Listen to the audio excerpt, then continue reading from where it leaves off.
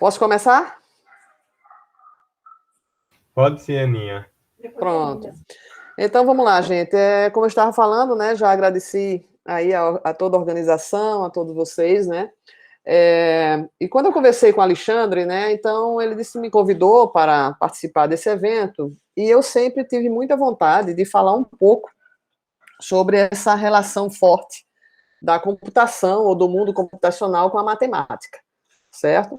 Então, por isso que esse título foi um título assim pensado, né, por mim e por ele, né, pelo Alexandre, né, ou pelo Éder, e saiu esse título aí, A Inspiração da Matemática na Construção de um Mundo Computacional.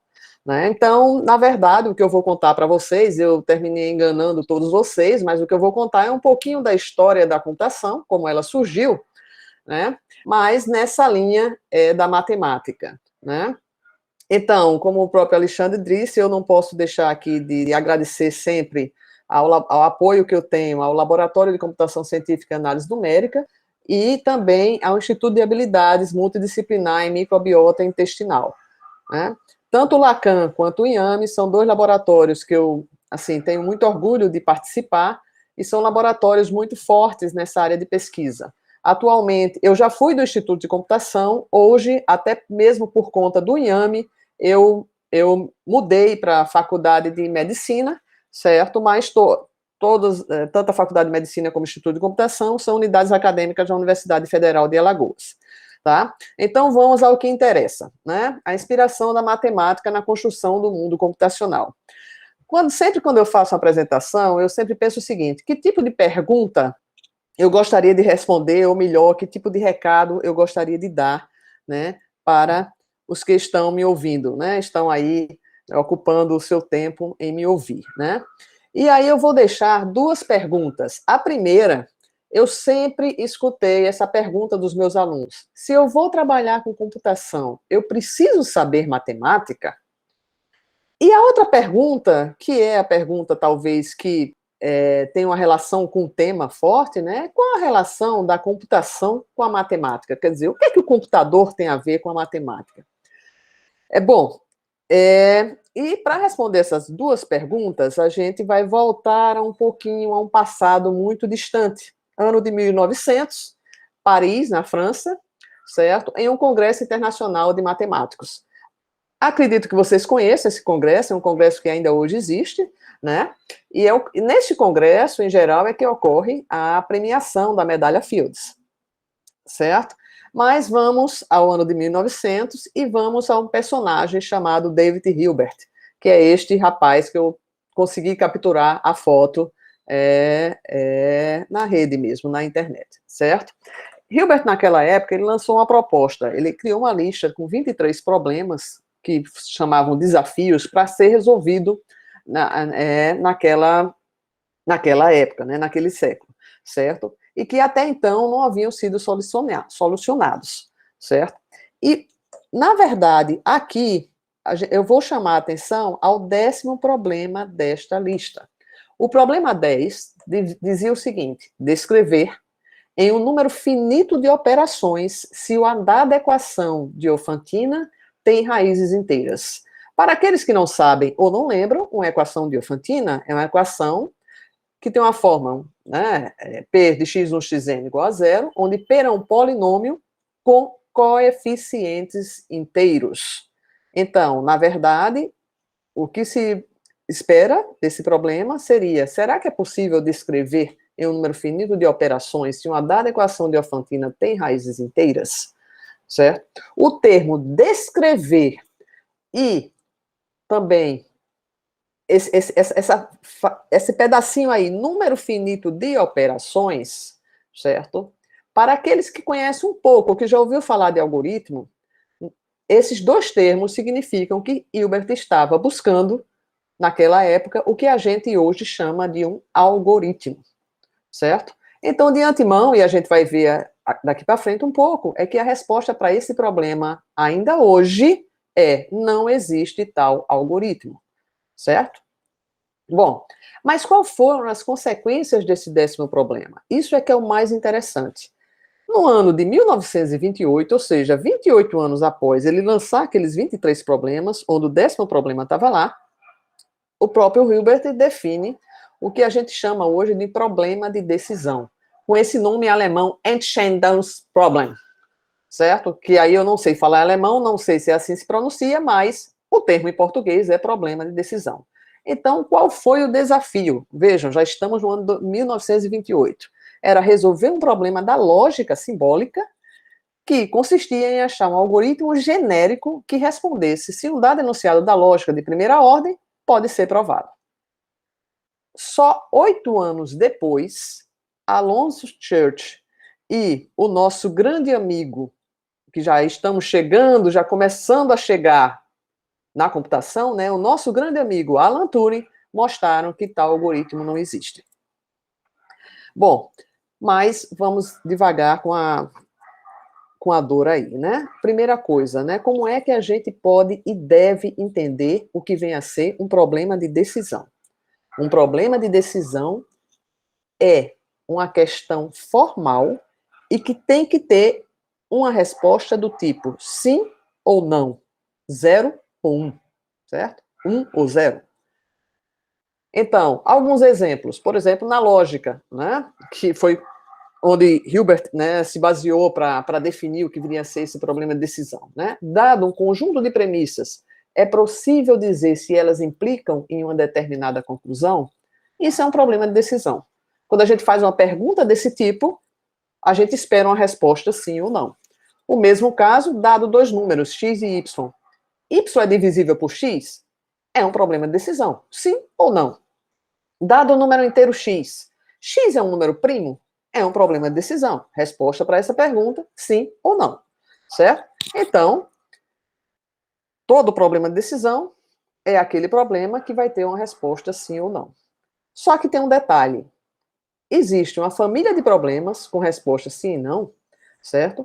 Que é dita indecidível, certo? Essa família de problemas é dita indecidível se a gente não consegue ou não tem um algoritmo que termine com a resposta correta para todo o problema da família. Ou seja, vamos voltar ao exemplo. Dado dois números, sei lá, dado o número x, x é um número primo? Aí tem que fazer uma pergunta, será que existe um algoritmo? E vamos estender um pouquinho mais para já dar aquela pitadinha da computação aí. Será que existe um programa de computador que eu digite lá o número X como entrada e esse programa me responda sim ou não, ou seja, sim é um número primo ou não é um número primo? Certo? E o mesmo caso para os outros problemas. Então, se o algoritmo existe e ele para com a resposta sim ou não, certo? Então, ele é decidível. Mas, se esse algoritmo não existe, a gente não consegue construir esse algoritmo para dar uma resposta a um problema desse tipo, esse problema é dito indecidível, ou seja, eu não posso decidir esse problema. Então, aquele 10º problema de Hilbert da equação de Diofantina, ele é um problema indecidível. Mas a pergunta é, como provar? Como construir uma prova matemática, e mais do que eu, vocês sabem, detalhe, eu não sou matemática, tá certo? E me arrependo fortemente por não ter estudado matemática, né? Então, como provar isso? Né? Então, como provar se um problema é decidível ou indecidível? Bom, para responder a esta pergunta, o que é que a gente precisa? Precisa ter a definição formal do algoritmo. Eu só construo prova com coisas formais. Então, e a definição formal do algoritmo? Desde a época da sua criação, da sua definição, o algoritmo não tinha uma definição formal até aquele momento, né? Se a gente ainda hoje procurar na Wikipedia, que eu fiz essa consulta por acaso ainda hoje de manhã, tá? A gente vai encontrar, pode olhar aí na Wikipedia, né, que em matemática e ciência da computação, um algoritmo é uma sequência finita de ações executáveis que visa obter uma solução para um determinado tipo de problema. Ah, beleza, sequência finita, ações executáveis, obter a solução, um determinado tipo de problema, qual determinado tipo, etc. Algoritmos são procedimentos precisos. E o que é ser preciso? Não ambíguos, tá bom? Beleza, não ambíguos, padronizados, eficientes e corretos. Suas características são, é finito, o algoritmo deve eventualmente resolver o problema, claro. Os passos devem ser definidos de modo a serem entendidos, deve sempre resolver o que tem para solucionar, antecipando falhas. Então, isso aí é uma definição não formal que a gente acha na Wikipedia. Mas não era isso que nós queríamos. Para construir prova, a gente precisa ter definições formais, conceitos matemáticos.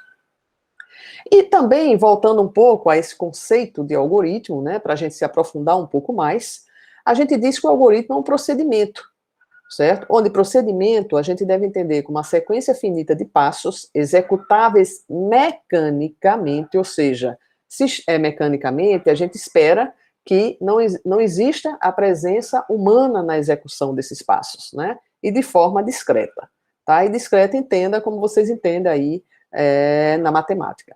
Então, um algoritmo é um procedimento que é expresso em termos de um número finito de instruções. Ótimo, então nós já sabemos que tem que ter um número finito de instruções para que eu possa definir ou escrever um algoritmo. Eu não posso tirar instruções do além, certo? Eu tenho que ter um conjunto de instruções, esse conjunto é finito.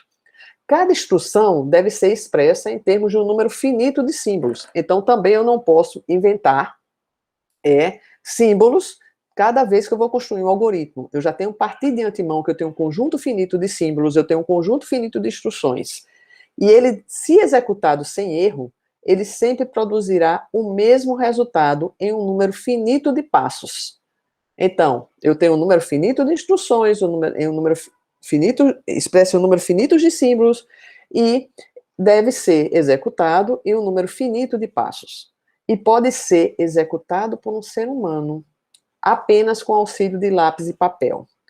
E outra coisa também, não exige nenhuma genialidade, seja lá o que cada um interpreta como genialidade da parte de quem o executa.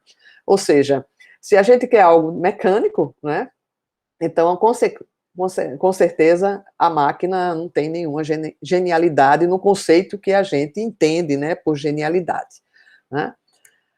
Bom, e quando é que veio essa formalização no algoritmo? Diante de todos aqueles poréns que a gente coloca anteriormente na definição não formal, né?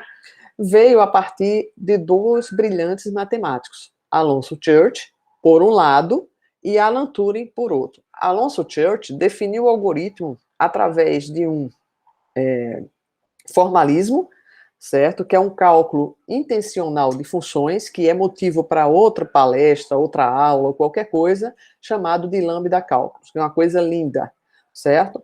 E Alan Turing construiu a beleza do que a gente hoje conhece como a máquina de Turing, certo? Então, como nós estamos aqui tentando trabalhar a inspiração da matemática para o mundo computacional, então eu vou me ater ao Alan Turing e a relação do Alan Turing com esse problema de decisão, certo? Bom, vejam, a formalização veio em 1936, mas Alan Turing foi provocado, certo, por um outro matemático durante a sua época do mestrado, né, o Max Neumann, certo, em um curso de fundamentos da matemática, onde provavelmente, suponho, aí não posso dizer, mas eu suponho que deveriam estar conversando ou trabalhando, né, sobre os problemas, né, que haviam sido colocados em 1900, a questão do problema de decisão, né, que já veio de 1928, né, e aí ele aceita o desafio de provar que não haveria um processo mecânico que resolvesse o problema de decisão. Só que Turing se fez a seguinte pergunta: ora, o que é um processo mecânico? Ora, um processo mecânico, a resposta de Turing foi algo que pode ser feito por uma máquina. Então, o que é que ele tinha que fazer? Ele partiu para desenvolver o que ele hoje chama de máquina de Turing. Ou seja, ele analisou uma noção de uma máquina de computação, certo? Chegando a essa definição do que hoje a gente tem de máquina de Turing. E aí tá, só para vocês terem um exemplo, né, eu capturei aí essa imagem, né, animada, né, de uma maquininha de Turing, certo? E como ela funciona, né? Porque às vezes a gente fala do passado e a gente diz, olha, a máquina de Turing não existe, ou nunca foi, né, concretizada, digamos assim. E aí está um exemplinho de uma máquina de Turing que eu achei bem simpático para colocar para vocês. Mas o que é essa máquina de Turing, Bom, então, para a gente entender a máquina de Turing, a gente tem que parar um pouquinho para partir para a noção intuitiva dela. Vocês imaginem um caderno onde vocês fazem contas, certo? Então, todo mundo, né? Agora está mudando um pouco, mas ainda hoje a gente tem cadernos e a gente faz nossas continhas, nossos cálculos naquele caderno. Vocês pegam esse caderno é composto de linhas horizontais. Então vamos fazer o seguinte: vamos pegar esse caderno e também dividir, repartir a folha desse caderno também em linhas verticais. Então, linhas horizontais com linhas verticais, a gente vai construir os quadradinhos que a gente vai chamar de célula, certo? Então vocês imaginam o seguinte, que vocês escrevendo no caderno, cada símbolo que vocês escrevem vai estar em uma célula. Então cada célula comporta um símbolo. Mas olha, eu estou num papel. Como é que eu transformo esse papel em uma fita para facilitar a minha vida? Basta eu cortar as linhas horizontais e no final da primeira linha eu colo a segunda linha, no final da segunda eu colo a terceira e assim por diante. E eu posso transformar todas as folhas de papel em uma fita, que ela pode ser finita de um lado e infinita do outro lado, que eu vou colocando mais papel. E mais papelzinho cortado, as linhazinhas. E aí, aquela conta que a gente fazia no caderno, a gente pode começar a imaginar que se todos os símbolos das continhas que a gente fez, a gente colocar em cada célula, eu vou ter, certo? Todos esses símbolos nesta fita. E na hora que a gente prova um teorema, ou resolve uma equação, ou faz um cálculo matemático no caderno, naquele caderno está todas as nossas contas divididas nas células, estão todas lá. Então, qual foi a ideia de Turing? A ideia intuitiva. Ele transformou o papel numa fita. O estado, ou seja, a cada momento da continha, o estado, como se fosse uma foto, não sei o quê, vai ser representado por um estado na fita, onde a unidade vai haver uma unidade de controle que, digamos, é para onde o nosso olhar está fixado. E esse ponto definido pela unidade de controle, que está definindo o estado da fita e que nosso olhar está fixado, eu posso alterar o conteúdo daquela célula, fazendo o quê? O meu olhar está lendo, passo uma borracha após a leitura e posso escrever algo em cima, ou seja, colocar um novo símbolo naquela célula. Então, essa ideia, essa noção intuitiva que o Turing teve e conseguiu transformar na máquina, sendo muito rapidamente, diz tudo do que hoje nós conhecemos por computador, tá certo? E vamos ver como é que funcionava essa computação, certo? A partir dessa fita, ele construiu um marcador de início da fita, o final da fita, ele diz é o caderno em branco, quando você não escreve mais, e você tem um controle, e esse controle faz o movimento para a direita ou para a esquerda, se eu quiser ler o que está antes ou o que está depois daquele ponto em que eu estou vendo naquele momento, daquela célula em que eu estou vendo naquele momento. E com isso, a gente chega na definição do que o Turing definiu como a máquina dele, a máquina de Turing.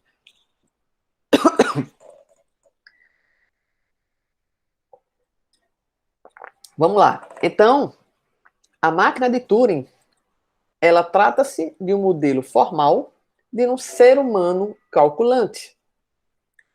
Em cada célula da fita, certo? Que está representada lá na fita, folha de papel, eu vou ter um símbolo que pertence ao alfabeto. Ele distingue aí dois tipos de alfabeto, porque eu coloquei a definição formal, que seria o alfabeto de entrada, que é aquele em que nós escrevemos, e o alfabeto também da fita, que é o alfabeto em que vai ter o símbolo, o marcador de início da fita, né, algum separador que a gente precise, os símbolos em branco, enfim, são os marcadores da fita, certo? E aí é definida uma função que é chamada, que é responsável por alterar o conteúdo da célula e mover a fita para a direita ou para a esquerda. Então, cada máquina de Turing define uma função. Cada máquina de Turing vai definir o que Turing queria definir, que era um algoritmo. Então, cada máquina de Turing é um algoritmo. Cada máquina de Turing define uma função. Então, A máquina de Turing, no final das contas, ela é definida formalmente como a cétupla, onde eu tenho um conjunto de estados, eu tenho aí o sigma maiúsculo, que é o alfabeto da fita, o gama, esse símbolo aí eu acho que é o gama, é o alfabeto de entrada, né? Vou ter a função de transição, um estado inicial, para dizer onde eu vou começar a fazer minhas contas, onde é que eu vou escrever o primeiro símbolo, e aí tem a questão do que a gente estava chamando do problema de decisão, que o estado de aceitação, que vai dar a resposta sim, e um estado de rejeição, que representa a resposta não. E aí eu vou ter a função de transição, é uma função que a gente chama de função parcial. Aqui entendam função parcial como uma função que não necessariamente vai ter, ela pode ser indefinida em algum ponto, tá certo? Então, ela não é uma função, ela pode ser indefinida em algum ponto, tá, da imagem, então é isso aí que a gente deve entender por função parcial, e vocês já devem estar entendendo que eu não tenho uma familiaridade com os termos da matemática, mas isso aí é outra história, tá? Então, eu tenho uma função onde eu vou trabalhar da forma que está aí, né? Eu tenho um conjunto de estados, o alfabeto que está de entrada, aqui tá um pouquinho trocado, devia ser o inverso, o alfabeto da fita, o conjunto vai para um novo estado, um novo símbolo e um movimento para a direita ou para a esquerda. Mas aqui a gente entende melhor nesse exemplo. Imagine que eu tenho aí o símbolo B, AA, BB, que define o estado P em alguma conta que eu estou fazendo na minha fita. E eu estou justamente olhando para o símbolo A, né, que está aí grifado, marcado, né? Então, esse momento define o estado P. Na hora que eu aplico essa função de transição, onde eu estou no estado P e o símbolo A, e aí eu movo para o estado Q, escrevo no lugar do A o símbolo B e faço esse movimento para a esquerda e vou para o estado Q, certo? Então, isso aí é como funciona a máquina de Turing. Então, eu vou ter definida essa função de transição para todos os estados, todos os símbolos, ou seja, aí somos nós que definimos essa função de transição. E definimos formalmente. Afinal, eu tenho aqui, né, a definição formal e matemática da máquina de Turing. Certo?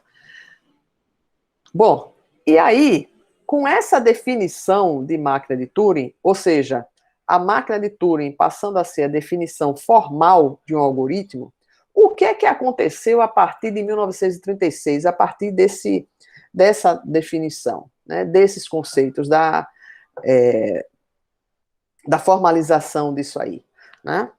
Então, a primeira consequência disso aí foi a construção de uma tese, que a gente chama tese de Church-Turing, certo? Porque a tese de Church, se a gente associar ao lambda cálculo, e Turing, quando a gente associa a máquina de Turing. Então, a gente diz que toda função que seria naturalmente considerada computável, ela pode ser definida por uma máquina de Turing. E isso significa que a capacidade de computação representada pela máquina de Turing é o limite máximo que pode ser atingido por qualquer dispositivo computacional. Gente, o que é que isso quer dizer? Isso quer dizer que ainda hoje, com os computadores modernos, com toda a tecnologia, veja que nós não estamos falando de hardware, estamos falando de computação, de programa, certo? De software, ou seja, uma coisa lá é mais limitada, tá certo? Ou seja, a gente está na parte teórica, a parte limitada. Limitada no sentido de não ter máquina, não ter equipamento, né? A gente está em capacidade de computação, a gente está na teoria, né? Na matemática da coisa. Mas o que a gente hoje entende, e ainda hoje a gente sabe, e isso não foi ainda refutado, certo? É que o limite máximo da computação é representada por uma máquina de Turing. Ou seja, não existe nada que o computador possa fazer que não tenha uma máquina de Turing equivalente. Isso é o que a tese de Church diz, e ainda não foi refutada. Certo? E aí o que é que acontece? Por que a gente chama tese? Por que a gente não diz que ela... Por que não é já não, como é que se diz? Já não tem uma prova disso. Por que ainda é uma tese? Porque, veja, a função que seria naturalmente considerada computável, ou seja, devido à imprecisão do que vem esse conceito, de uma função que é naturalmente considerada computável, essa tese ela não foi provada. Mas, se a gente conseguir descobrir uma máquina teórica mais poderosa que a máquina de Turing, eu posso refutar essa tese, certo? Só que essa máquina ainda não foi encontrada, né? Então, qualquer programa de computador pode ser traduzido em uma máquina de Turing. E qualquer máquina de Turing pode ser traduzida para uma linguagem de programação. Mas, a partir disso aí, o que é que a gente pode chegar, né, e entender o que vem a ser os problemas que podem ser resolvidos computacionalmente. E aí é que vem a graça da coisa, né? Ora, eu tenho um problema, o que é que a computação faz? Dado um problema, o cientista da computação avalia, analisa, constrói um algoritmo, programa esse algoritmo, constrói o programa a partir desse algoritmo e dá uma solução. Claro que, em geral, os algoritmos são genéricos, porque toda entrada pertence a um conjunto, né? E toda saída também pertence a um conjunto. Se a gente já quiser induzir que a gente está trabalhando com a teoria de funções. Então, um problema computacional, ele pode ser visto, e ele deve ser visto, e ele é visto como um problema de decisão. Um problema de decisão onde ele vai ser solucionado por uma função P de uma entrada e uma saída, onde P tem que pertencer a uma classe de funções que a gente chama de classe de funções computáveis. E que classe é essa? É toda função que tem uma máquina de Turing para executá-la. Senão a gente não consegue resolver de maneira mecânica, que é o que era o objetivo de Hilbert naquela época e o que é o que o computador faz, né? Então, essa função P, certo? Está associado a um algoritmo de decisão, onde esse algoritmo é o P, né? Vai associar o P, né? Entre dois conjuntos, um conjunto de entrada e um conjunto de saída, certo? E a resposta tem que ser sim ou não. E o 10º problema de Hilbert, lá de 1900, né? Encontrar um algoritmo para decidir se o sistema de equações com coeficientes inteiros tem solução inteira. Esse problema só foi resolvido efetivamente em 1970, certo? Por um matemático russo.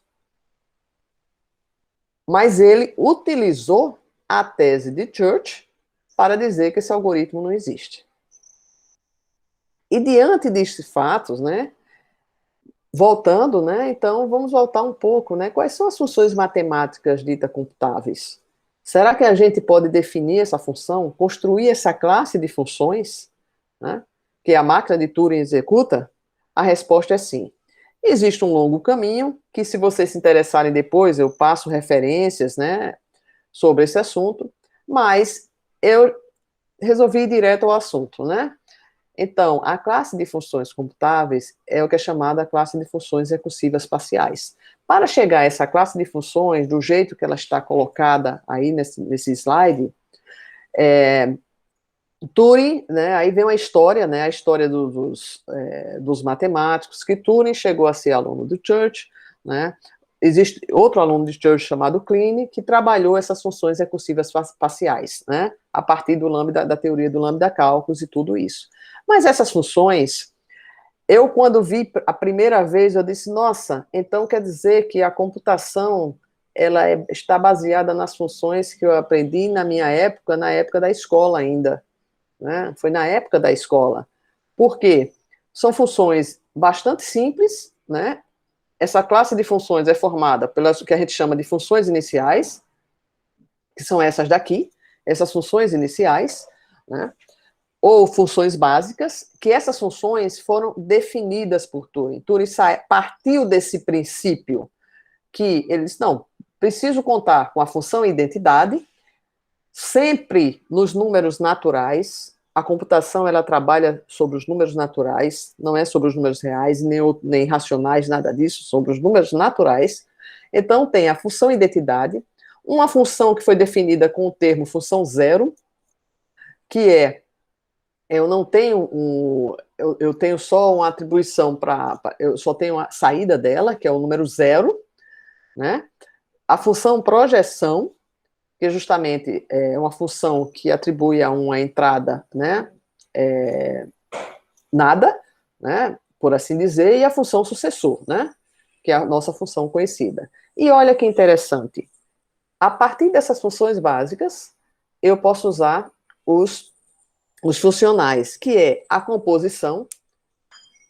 Se a gente estuda matemática, a gente conhece a composição e a combinação, né? F composto com G de X é F aplicado ao resultado de G de X. F combinado com G de X vai me dar o par ordenado F de X, G de... F, F combinado com G de X, Y me dá o par F de X, G de Y. E o que é essa exponenciação e repetição? Nada mais é do que F composto com F, composto com F, composto com F. Né? Qual a diferença de uma para outra? É que no primeiro caso da exponenciação, veja que F, aí tem essa cerquinha aí, o jogo da velha, x0 é igual a x, e F de x, F jogo da velha, x, y mais 1, vai ser definido de maneira recursiva. Então, ele vai dizer quantas vezes eu vou repetir a função f aplicada a ela mesma, fazendo a composição dela com ela mesma. No caso da repetição, já dá a ideia, ou seja, a função, ela tem dois elementos, x e y, né? E vai dar, o resultado dela vai ser um x', se somente se para algum k maior ou igual a zero, f exponenciação de x, y, k, vai dar como resultado x', 1. E para todo L menor que K, F, exponenciação, F jogo da velha, x, y, L, diferente de x duas linhas 1. Então, a repetição de F vai ser indefinida se não existe esse K maior ou igual a 1. O que é que isso está dizendo? É que eu vou aplicar F nela mesma até que eu tenha o resultado Y igual a 1. Se não existir esse resultado, né, então eu digo que a função é indefinida para aquele ponto x, y, tá certo?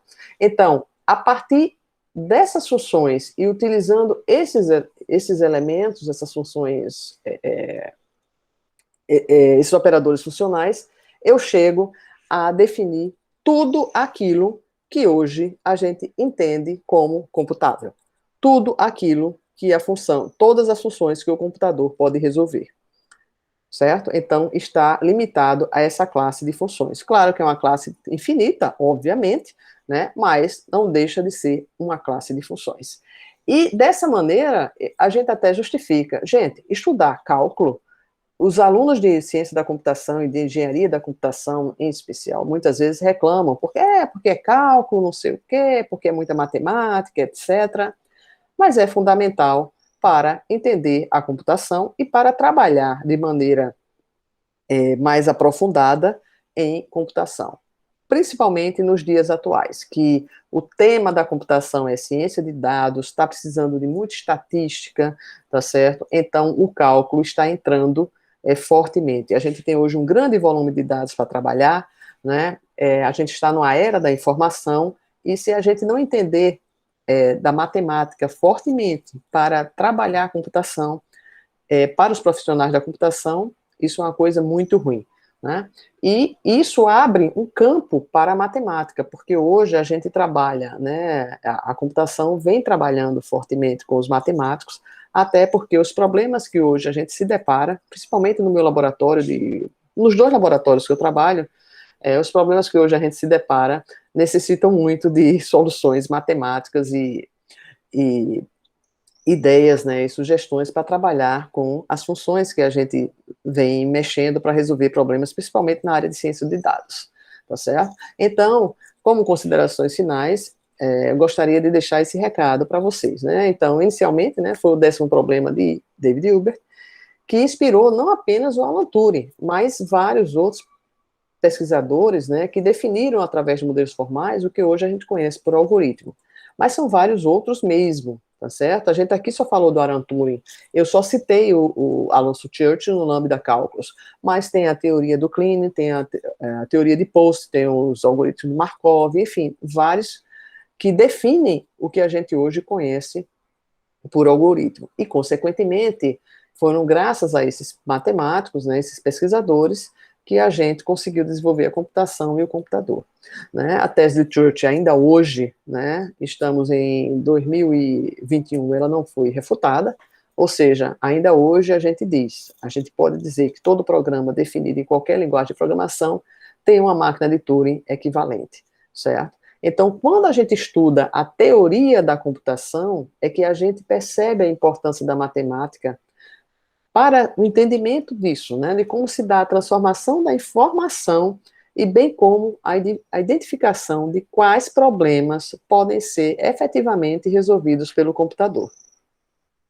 E assim eu termino e me coloco aqui à disposição para a gente abrir uma discussão ou o que vocês queiram, né? Deixando o recado, deixo aí o meu e-mail, né? Caso vocês queiram conversar ou pegar alguma referência sobre esse tema, né? Que nós temos bastante referências, né? E sempre agradecendo aos dois laboratórios, ao Lacan e ao IAME, né? Dizendo que o Lacan hoje é um laboratório diferencial em termos de recursos que trouxe para a universidade. Nós movimentamos nos últimos 5 anos mais de 35 milhões de reais aqui nessa instituição. A UNIAME, que está de parabéns por ter feito o primeiro transplante de microbiota intestinal para a doença inflamatória intestinal, foi aqui no nosso estado. Agradecer à FAMED por ter me recebido, né? E ao FAO sempre, não é isso? E é isso aí, gente. E assim eu termino e fico aqui à disposição de vocês.